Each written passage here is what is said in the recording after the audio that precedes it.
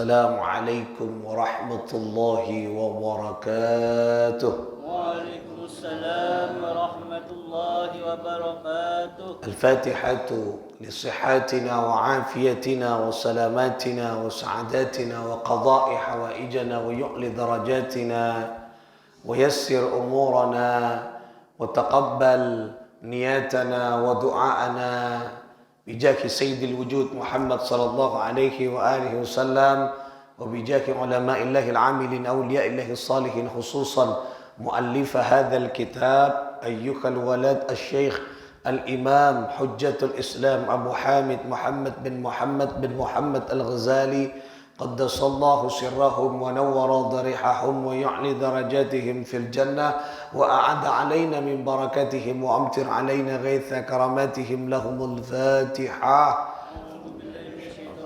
بسم الله الرحمن الرحيم. إياك نعبد وإياك نستعين اهدنا الصراط المستقيم صراط الذين أنعمت عليهم. Saudara-saudara sekalian, rahimakumullah. Kita lanjutkan ngaji kita masih di pembahasan selanjutnya. Kemarin kita telah membahas tentang istiqamah, yaitu dan ketenangan, sakinah terhadap makhluk-makhluknya Allah. Thumma innaka sa'altani, thumma kemudian innaka sesungguhnya engkau wahai muridku, kata Imam Al-Ghazali, sa'altani bertanya kepadaku anil ubudiyah, tentang persoalan-persoalan ubudiyah. Ubudiyah ini kan adalah persoalan-persoalan yang menyangkut kalaban ibadah. Ini kan namanya ubudiyah. Persoalan yang menyangkut dengan ibadah kepada Allah Subhanahu wa taala. Wahia, dan adapun persoalan-persoalan ubudiyah itu thalathatu asya, ada 3 macam. Ada 3 karakteristik. Ada 3 hakikat itu perkara.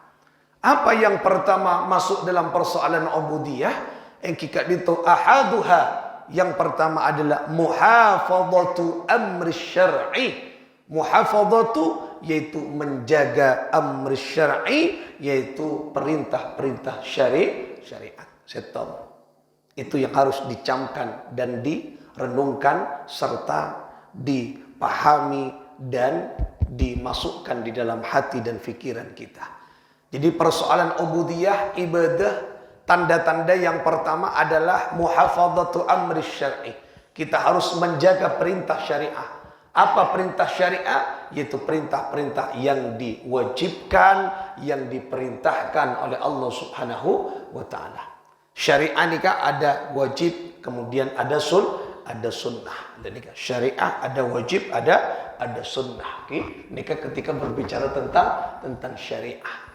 Nah, menjaga persoalan-persoalan perintah syariah berarti perintah Allah harus kita jaga. Artinya jangan sampai kita melanggar perintah Allah. Dan jangan sampai kita melaksanakan larangan Allah. Contoh yang paling sederhana, apa yang dinamakan perintah syariah, menjaga perintah syariah, jaga salat 5 waktu. Ini kan jaga salat 5 waktu kita. Ini kan berarti persoalan ubudiyah, persoalan ibadah. Ajaga yang kita itu perintah Gusti Allah. Salatnya dijaga. Kemudian apa lagi yang harus dijaga? Yang kita itu napa? Sifat lisan kita. Lisan kemudian tidak boleh mencaci. Lisan tidak boleh menyakiti orang lain.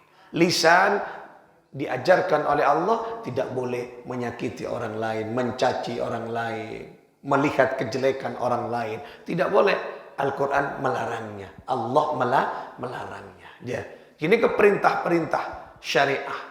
Perintah-perintah syariah yang harus kita jaga. Nah, kong langkong persoalan-persoalan fardu ain, yaitu yang wajib harus dilakukan. Birrul walidain. Berbakti kepada kedua orang tua. Dan mencari ilmu. Itu adalah perintah-perintah syariah. Kewajiban ngaji. Jadi harus kita jaga. harus dijaga. Nah, kalau itu dijaga, maka apapun yang kita lakukan maka akan masuk pada engkika dinto yang namanya ibadah. Jadi ibadah kenika. Jadi orang walaupun ajaga menjaga perintah-perintah syariat, nah kenika masuk pada tataran ibadah. Kuncinya kenika. Nah, itu pada tataran wajib, pada tataran sunnah itu mantuk syariat juga. Apa yang dicontohkan oleh Rasulullah, yang disunnahkan oleh Rasulullah sallallahu alaihi wasallam. Rasulullah sallallahu alaihi wasallam sering salat sunnah duha, salat sunnah duha. Salat sunnah malam qiyamul lail. Rasul sering kali menjaga salat berjamaah, dijaga salat berjamaahnya. Rasul sering kali yaitu at-tabassam. Apa at-tabassam? Yaitu senyum. Senyum adalah sedekah. At-tabassam as-sedekah. Jadi senyum adalah sedekah. Ya, kita juga ikuti apa yang dicontohkan oleh Rasulullah sallallahu alaihi wasallam. Dan nikah persoalan syariat. Nah, persoalan syariat. Nah, kalau di dalam tipologi atau terminologi atau klasifikasi dari Imam Syafi'i, maka apa kata Imam Syafi'i di dalam kitab Ar-Risalah yang menjawab tentang pertanyaan dari seorang gubernur bertanya kepada Imam Syafi'i, wahai Imam, bagaimana caranya memahami agama? Berarti bagaimana caranya memahami syariat? Apa kata Imam Asy-Syafi'i? Yang pertama adalah bayan ilahi, melalui penjelasan Allah. Di mana? Di dalam Al-Quran. Kenika sumber syariat yang pertama adalah Al-Quran. Sare muncak Gusti Allah pakon nikah Al-Quran, lakukan. Mun elarang jangan lakukan. Kenika sumber syariat. Yang kedua adalah bayan nabawi. Kalau tidak ada penjelasan itu di dalam Al-Quran, kata Imam Syafi'i, cari penjelasan itu di dalam sunnah Rasulullah. Sunnah Rasulullah yang pertama ada apa? Ada sunnah qauli, apa yang disabdakan, dikatakan Rasulullah, yang dikenal dengan sebutan hadis. Nah, ini kan yang sunnah qauli. Yang kedua sunnah fi'li. Sunnah fi'li itu adalah sunnah apa yang dilakukan oleh Nabi. Kalau tadi dikatakan, sekarang dilakukan. Yang ketiga adalah sunnah takriri. Sunnah takriri tidak diperintah, tidak dilarang, tapi dibolehkan. Nah, nikah sunnah yang ketiga. Kalau tidak ada di penjelasan di hadis, apa kata Imam Syafi'i? Bayanul akli. Penjelasan, carilah di penjelasan melalui akal manusia. Akal nikah ada dua. Akal yang individualistik, nyamana qiyas, yang terkenal dengan analogi atau berkias. Kalau yang berjamaah namanya ijma'. Lah, kenika semua ada di persoalan-persoalan fikih. Lah, nikah dikian mode macam-macamnya. Lah, kenika sumber-sumbernya mana syariat. Jadi yang pertama sumber adalah Al-Quran, yang kedua sunnah, kemudian yang ketiga adalah yang kita itu maqalah, penjelasan pemahaman para ulama ahli fiqih dan sebagainya. Lah, ini yang pertama. Yang kedua, bagaimana caranya kita menjaga persoalan-persoalan ubudiyah? Wa thaniha, yang kedua kata Imam Al-Ghazali, ar-ridha'u bil qada'i wal qadari wa qismatillahi ta'ala. Ridha terhadap qada dan qadarnya Allah. Napa? Ketentuannya Gusti Allah. Wa qismatillahi ta'ala, dan ridha terhadap pembagian Allah. Jadi Allah ni kapon abegi dekat kula berpanjenengan. Rezeki kita dibagi sesuai dengan potensi dan kemampuan kita. Ini kayak bagi ban Gusti Allah. Orang yang fisiknya kadang tidak terlalu kuat, maka Gusti Allah pikirannya dibuat cerdas. Kenapa? Agar dia bisa mencari rezekinya Allah dengan kecerdasan pikiran. Beda orang saya pikirannya tak pati cerdas, otot tak ibaratnya kuat. Tetapi nyari rezeki Allah kalabon kekuatan otot. Lani kan? Beda orang saya tak pati pinter, tak pati cerdas, tak pati cakang kuat nih kana. ke ahli zikir, ahli wirid. Coba ne pamanti. Lah, kangku nyare rezekina Gusti Allah. Banyak macam Allah sudah membagi klasifikasi pekerjaan kita. Lah kini kayak tentu oke. Orang yang masuk ke tataran yang kita dinto ibadah harus ridho dirinya terhadap ketentuan Allah. Nah, abak itu ajar ridho terhadap ketentuan Allah. Artinya apa yang terjadi pada diri kita dunia ini semua dalam skenario Gusti Allah. Tentu wakiban Gusti Allah. Duduknya kita saat ini semua dalam ketentuan Allah, qada dan qadarnya Allah. Kagapi boleh berpancing dengan ditentukan. Makanya kita harus kita dito asokor dekat apa yang telah kita rasakan dan kita miliki. Ketika ketentuan Allah. Setiap Allah ini tak mungkin memberikan sesuatu di luar kemampuan. La yukallifullahu nafsan illa wus'aha. Allah tidak akan mungkin memberikan sesuatu beban kepada orang lain kecuali dia mampu melaksanakan. Kadang ini yang tidak dipahami. Kita tidak mampu untuk mensyukuri nikmat Allah. Padahal Allah menciptakan sedahsyat mungkin, seindah mungkin. Kulaban panjenengan dengan dicipta buat Gusti Allah, diberikan kreativitas, akal, pikiran, mata. Ini kan ada potensi-potensi tersendiri, ada kekuatan-kekuatan tersendiri. Misalnya orang yang tidak melihat misalnya. Tak bisa melihat. Tapi ban Gusti Allah paringi kekuatan batin. Hafal Quran. Banyak orang yang tidak melihat matanya. Tapi dia bisa menghafal Al-Quran. Banyak. Coba. Seandainya Allah tidak memberikan potensi lain. Mungkin orang yang buta tidak bisa menghafal Al-Quran. Lenika. Dengan apa? Bukan dengan kekuatan mata. Tapi dengan kekuatan akal dan telinga. Pendengaran. Coba, ini Allah semua pun desain, sudah merancang kehidupan ini. Beda manusia, beda buton-buan, beda kehidupan hewan, beda macam apa? Untuk kita sinergi di dalam kehidupan. Dan ini kau tu gula berpancing dengan sokore. Beda manusia, tak ada juga jual, tak ada buton-buan, tak indah dunia ini. Tak indah dunia. Tak ada aing, tak ada nikah, tak indah. Dan nikah.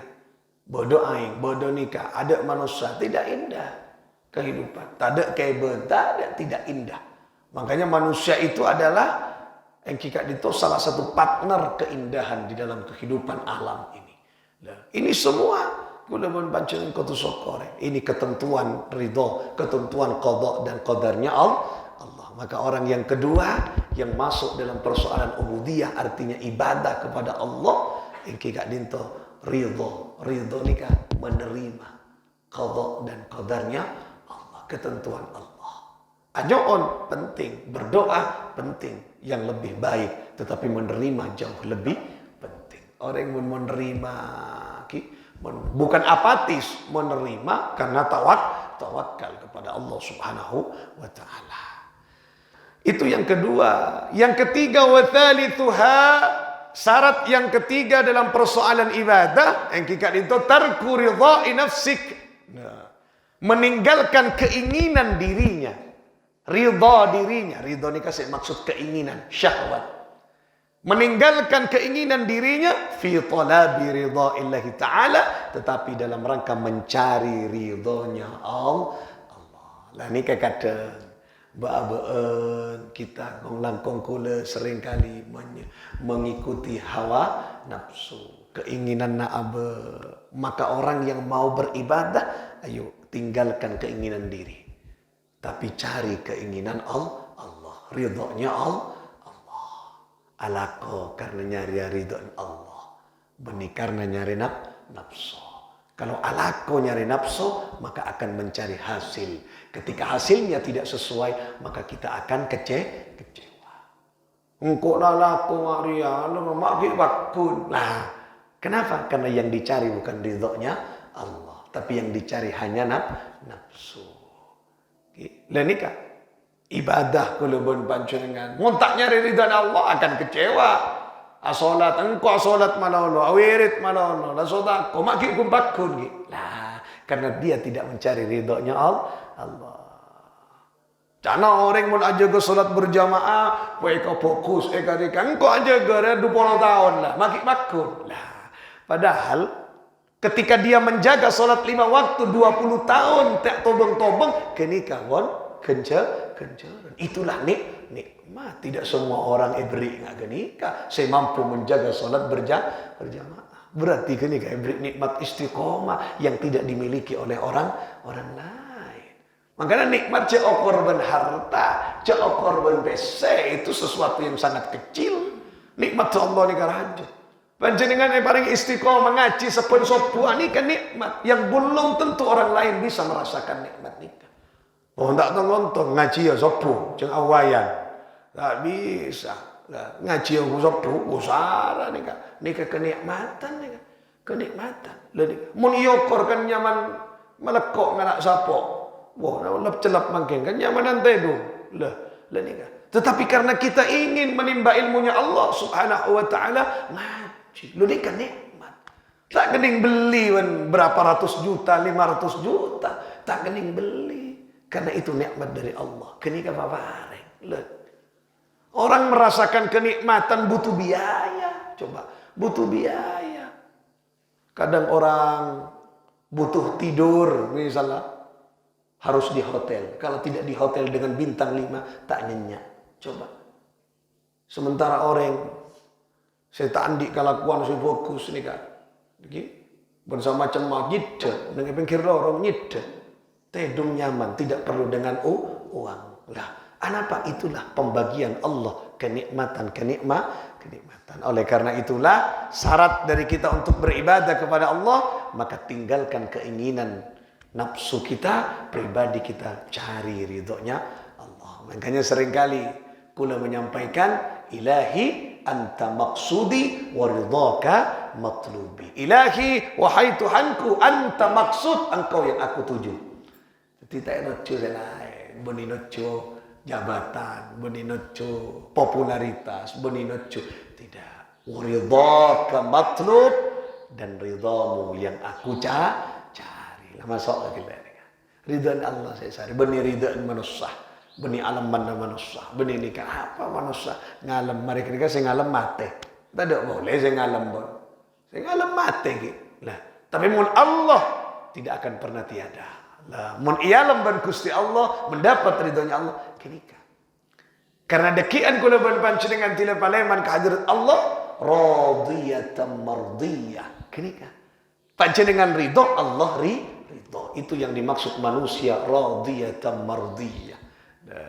Coba baca malolo ayat ketika mun atahlil, ya ayyatuhan nafsul mutmainnah irji'i ila rabbiki radiyatan mardiyah. Manusia radiyatan mardiyah adalah manusia yang mencoba tarkur ridha nafsi, tarkur ridha'i nafsik, yang kika dinto mencoba menghilangkan keinginan dirinya fi talabi ridha'illahi ta'ala. Ketika manusia radiyatan mardiyah. Moga-moga kita rezekian asal Allah Subhanahu wa taala. Itu yang kita cari kena tetimate dengan tersenyum dan Allah juga tersenyum. Maksudnya Allah tersenyum adalah ridho.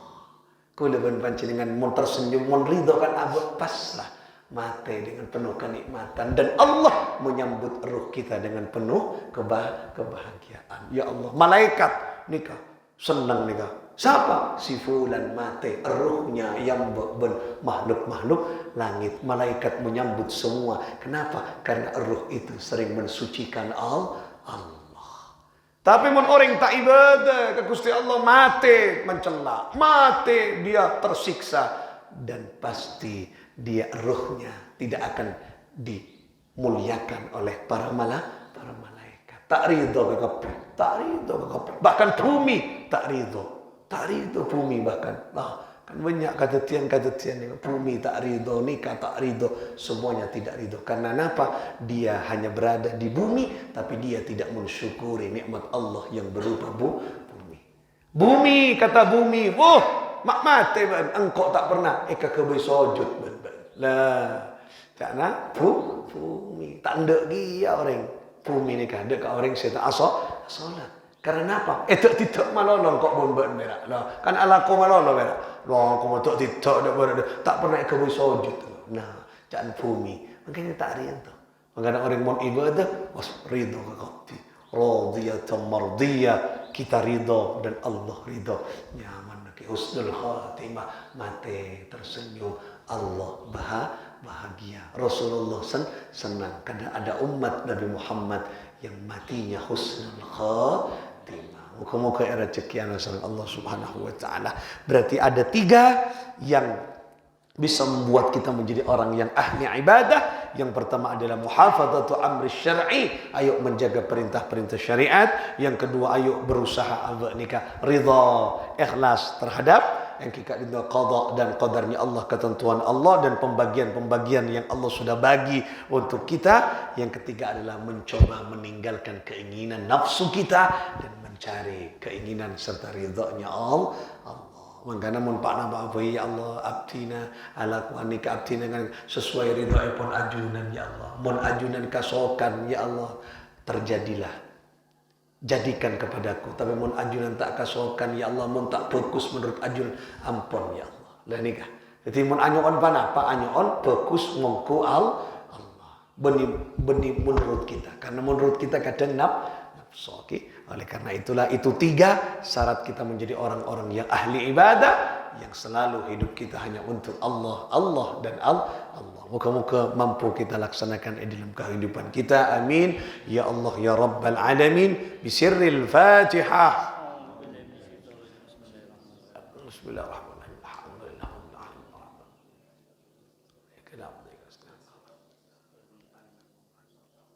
والله الموفق إلى أقوام الطريق. السلام عليكم ورحمة الله وبركاته. وعليكم السلام ورحمة الله وبركاته.